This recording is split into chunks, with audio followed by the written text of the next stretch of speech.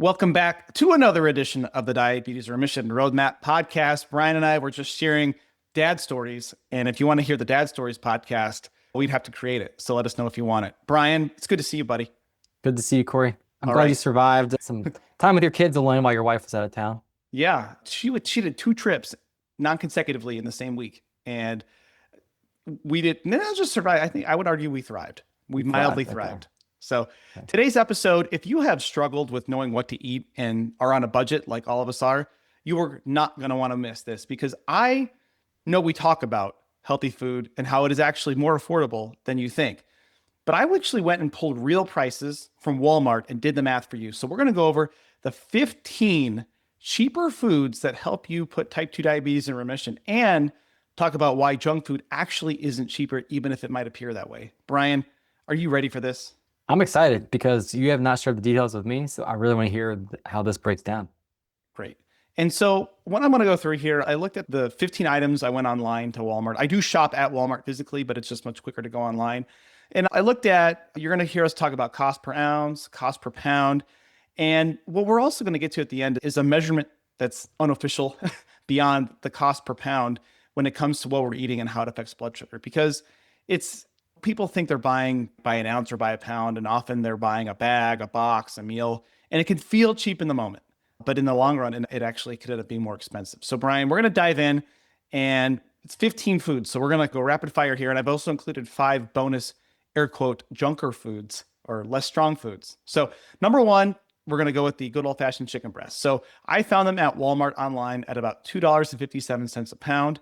And so that works out to, I believe, about 16 cents an ounce. And if my math is wrong, our listeners will let me know. So looking at a per pound basis, starting there for a pound of chicken breast, if you ate a pound of chicken breast, which is a lot of food, it would cost you about $2.60 from Walmart.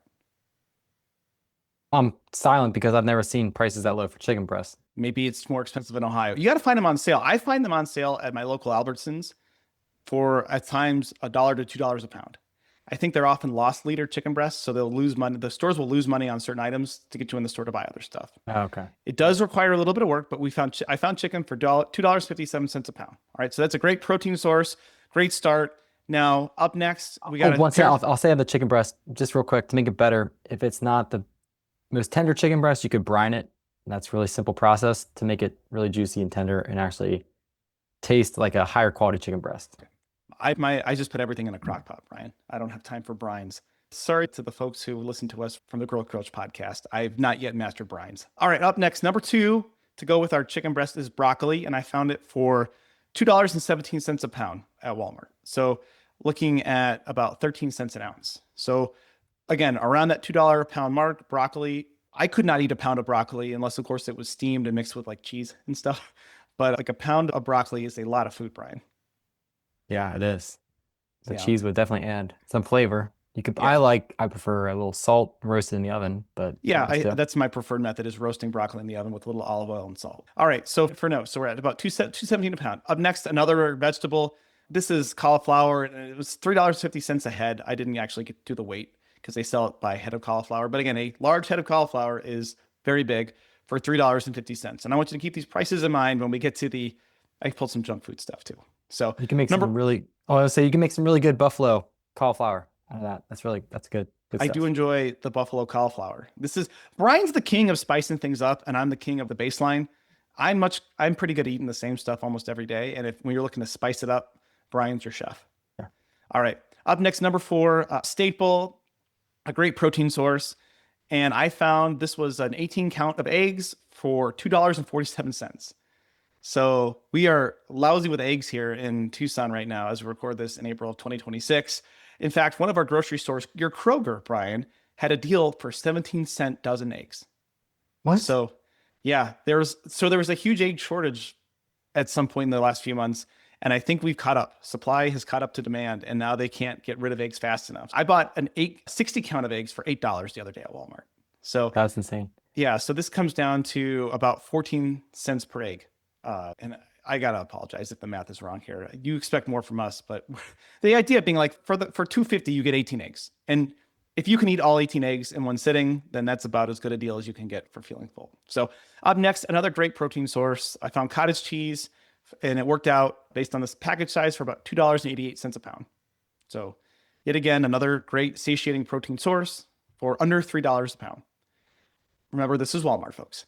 So your local Sprouts and Whole Foods will probably cost more. But I'm a big fan of, you don't have to have like perfect organic everything for Remission. No, I agree. I was gonna say, I know that a lot of these are not probably the top tier quality products, but we're going for the budget friendly and the ones like this is better. This is the example of don't let progress be the enemy of No, no, no, don't perfect let be the perfect. enemy. No, it's don't let perfect be the enemy of good. Great. All right. Yes. Up next, Brian, we have Greek yogurt, and I found a 32-ounce container for $2.88. So that works out to about $1.44 a pound. So yet again, a great protein source for this one's under $1.50 a pound. Are you sure you're not like in the early 2000s on the shopping site? These prices. This was Walmart.com, accessed April 20th, 2026. So I just am having a hard time believing it. I have a recollection of prices in my head for a lot of these things, and it's 3 times more. you're really helping me make the point here, Brian. Thank you. This was Walmart.com. Okay. And I'll make an interlude here and say that, yes, food can be expensive and it can feel like healthy food's expensive. We're going to get to why it actually is less expensive in the long run. However, I think one of the big things that I recommend is shopping the weekly ads at your local grocery stores because you are going to find those better deals. And I promise, Brian, these prices will go up. We'll find some things that are more expensive. Like number 7, ground beef, $7.43 a pound. So there we go. Brian's back in the room. I've got him back, folks. So this one is a little bit more expensive. And the cost per ounce coming out to about 46 cents an ounce. But I want to remember what this is when we get to the other food.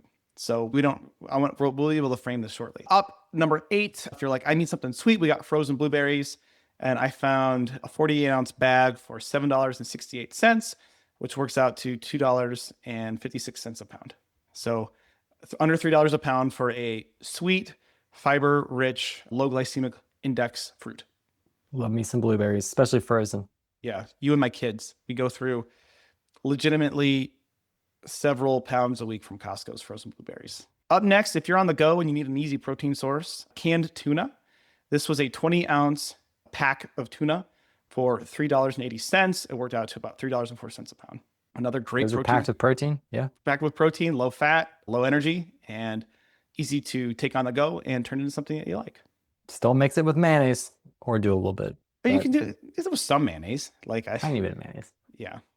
All right. Up next, we have another sweet. If you're craving something sweet, Honey Crisp apples were $2 a pound. So these are some of my favorite brands of apples. Honey Crisps are a solid choice. I didn't want to go with Granny Smith or Red Delicious, the 2 least good but most ubiquitous apples when at a public fruit bowl. No, I went fancy with the Honey Crisp and they were $2 a pound. So that was my favorite apple by far. Right. I didn't even know. No, I've learned something about you, Brian. I love this. All right. Up next, we have a frozen vegetable, California mixed veggies, that were $1.60 a pound for. It worked out. It was a 12-ounce bag for $1.20, so $1.60 a pound for frozen veggies. So if we're looking for some fiber to help with satiety, that's not going to spike blood sugar, frozen veggies are a great choice. This is a trap where people feel like they have to buy fresh everything. We're in a frozen veggie season of life in our house with the little kids, so something that's easy, quick to put in the oven, frozen veggies. Yeah, I'm on board with all this so far. Okay, up next, if you're craving a snack or something with your lunch to go with that Honey Crisp apple, low-fat string cheese worked out to about $4.32 a pound for a pack of low-fat string cheese. Keeping it going here, number 13, bagged iceberg lettuce. So a bulky, fibrous option if you just don't have time to clean and cut lettuce, $2.88 a pound. All right. Up next, a quick staple for dinner, rotisserie chicken that was worked out to about $2.56 a pound. And then finally, canned salmon was a little more pricey. You're going to pay for those omega-3s. They're $7.42 a pound. A few items there that are higher, but this was 15 items I think that would be pretty solid staples for blood sugar. Am I right, Brian? Yeah, I would say a lot of protein, a lot of fiber, very little energy. I don't know if I heard a single thing that had carbohydrates in it except for blueberries. And apples. And apples. Yeah, those are the 2 things that are main carb sources there. Yeah. And you got plenty of fiber to go with them. For sure. All right. So looking at some junk food comparison foods, I looked up processed chicken nuggets, and this is where they were $2.99 a pound. So not a crazy amount of money for that. Now with chicken nuggets, you're going to be paying You're going to get the breading, so you're getting added energy, you're getting added carbs, probably added fat with the way they're cooked. A reasonable budget item. So you can make an argument, Corey, this is an affordable option. I'll just go back to the rotisserie chicken. That was about 40 cents a pound less at 256 a pound. Up next, this is Doritos, everyone's favorite snack chip. I'm not going to say which. I was talking to someone the other day about Doritos, and I was like, yeah, Cool Ranch. And they're like, I hated Cool Ranch. I'm like, good, more for me. You ever get that one I single? do not like Cool Ranch. My What? son, dude, after a baseball game, they gave him Cool Ranch Doritos. We're driving home, and maybe it's just like my palate has changed, everything like that, more sensitive to it, but it was just like taking over the car smell. And I was like, this is just, people eat that. You can just smell The seed oils and the everything. chemicals. It's Yeah, not the real food. But No. when you work out the bag of Doritos using the 14.5 ounce party bag size for $5.95, it works out to $6.56 a pound. So it does cost less per pound than ground beef and salmon. But if you're looking on a per pound basis, a lot of these stronger foods are less expensive. All right. Then there's the Walmart chocolate chip cookies. And so for a 24 ounce package, they were $6. So about $4 a pound. So not crazy high, but again, you can find things that are more affordable that are going to be better for your blood sugar. 12 pack of Pepsi. This was, it was, they did like, it worked. It was like 12 cans and it worked out to be like 13 cents an ounce. So it wasn't like an insane high cost, but the nutrition you're getting from that is zero other than sugar. Yeah. And then finally, I looked at a frozen meal from Marie Callender's, a fried chicken bowl that worked out to $3.84 a pound. So for a full meal, $3.84, pretty reasonable. So I wanted to put some on here that didn't blow the strong foods out of the water, but to give the idea that you can have an equivalent cost per pound of food, but have something that's going to be much better for blood sugar. Because that Marie Callender meal, it's a fried chicken, it's potatoes, and a little bit of mixed vegetables. So you're not getting the great ratios there for blood sugar. Yeah, probably like 10 grams of protein or something very low. Right. Just going by weight, a lot of junk food is actually not cheaper, and especially those Doritos. Looking at the chicken breasts that were $2.57 a pound, broccoli $2.17 a pound. But the math is going to still favor real food, even if you're getting that ground beef or salmon, because cost per pound might be helpful, but it's not totally complete. Because imagine if you ate a pound of chicken or broccoli. Are you going to be full for a while? Yeah. Yes. And your blood sugar will definitely not have the hit that if you eat a pound of chips or cookies. And that might feel like an hyperbole, like a pound of chips, come on. Yeah, they're very airy, they're very light, but they're also very easy to overeat because you can eat a bag of chips and still be hungry. So I think that it's not just that better foods are cheaper by weight, that it's that real food on a per hunger basis is probably more affordable because we're trying to solve for hunger here. And we talk about this all the time, that we can't white knuckle our way through hunger and better blood sugar if we're hungry all the time, because we're going to want to keep eating. So it's not always the cheapest calories, it's the cheapest way to not be hungry. Yeah. That'd be an interesting comparison, like looking at the cost per calorie. Cost per versus- satiety. Yeah, cost per satiety. Yeah. And then looking at what each one does to your blood sugar. And that's not even taking into account the long-term costs of high blood sugar and the complications of diabetes. So Yeah. that's what we're trying to go with here. Because what we're looking at is that what actually matters is even if the price were the same, these foods are not doing the same job. All right, $4 worth of chips, it's a snack. You're still hungry and you're going to be back in the pantry in an hour, if not less. But $4 worth of eggs and veggies, which like $4 bought you 18 eggs and a pound of vegetables. And that's more than a full meal. You're done. You're going to be good for hours. So cheap calories are actually pretty expensive when they don't fill you up and you have to keep eating them. And companies want you to keep eating them. The goal is to make as much money. Doritos is not to call out Doritos specifically, don't sue us, but they're a publicly traded company. They have a fiduciary duty to their shareholders to make as much profit as possible. And so they design foods that are going to be overeaten and not make you full, so you keep eating them. Yeah. Having those kind of foods at like parties just drives me nuts because there's just so much extra calories there that are unnecessary. And I'd rather have whole food that's actually going to fill people up. But Corey, what about the enticing nature of these foods? They're so much more fun looking. They require little to no preparation. And so I think that there's a real cost here. There's a cost when it comes to cooking whole food, and there's skill development that needs to be had in terms of actually preparing them so they're tasty and you want to keep eating them, right? there's that part of it too that's what Oh, processed and food. there's absolutely the time cost that you do have to spend time preparing these foods. Counterpoint to that is, as I said, you can find ways to prepare them quickly and easily. A crock pot is like a cheat code for an instant dinner. You throw chicken breast, broth, and your favorite sauce in a crock pot at 8 a.m. and at 5 p.m. you have dinner. You can then put the frozen, that's why I included frozen vegetables. You can throw frozen vegetables and a bag in the oven. Don't throw the bag of lettuce in the oven. Throw the bag of lettuce into a bowl. You have protein and veggies that are instantly done. I know Brian's a very stickler for salad dressing and what you put on a salad, but if your previous meal was a frozen dinner, then we're doing so much better anyway. As long as you don't pour the whole bottle of dressing on there, you're doing great. So there is the cost, but I would argue that as a human being, having basic food preparation skills are essential. And Yeah. that's a time investment worth making, and finding ways to prepare them that are not complicated. And Brian, you've been in my house, you've seen me prepare meals. Like I prepare the same 4 to 5 meals every week for our family. It's almost on autopilot. It's not sexy, but it's tasty enough for our family to eat them. They're nourishing. And when our kids are not in the like demand attention phase, I look forward to getting back to actually cooking. But Yeah. it doesn't mean you can't cook tasty meals. And if that's something you love to do and you have the time, then you can spend more time preparing them. But our goal here today is we've got lots of questions from people asking, what do I eat and how do I afford it? And I think the barriers, Brian, is you do have to do some searching. And fortunately, because we can have the internet, you can look up 4 different grocery stores and see what's on sale. Shop what's on sale, especially for protein sources. There's always a pork chop, a chicken breast, a ground beef sale. All right. The frozen vegetables or whatever is going to make it easier for you to prepare, go with that. Like my wife and I say, we're in bagged salad season of life right now. I don't want to have to clean and chop lettuce. It's a barrier to eating it. I'm not going to do it. Find online to where it's more affordable. Find ways to prepare it more easily for yourself. And then, Brian, how can we switch up the flavors a bit so that people do not burn out on these different foods? Rotate sauces, rotate spices. That's my 2 easy go-tos. Yeah, like for Mexican food, it's like cumin, chili powder, garlic salt, garlic powder, onion powder, and you have Mexican. And then if you want Asian, ginger, garlic, salt.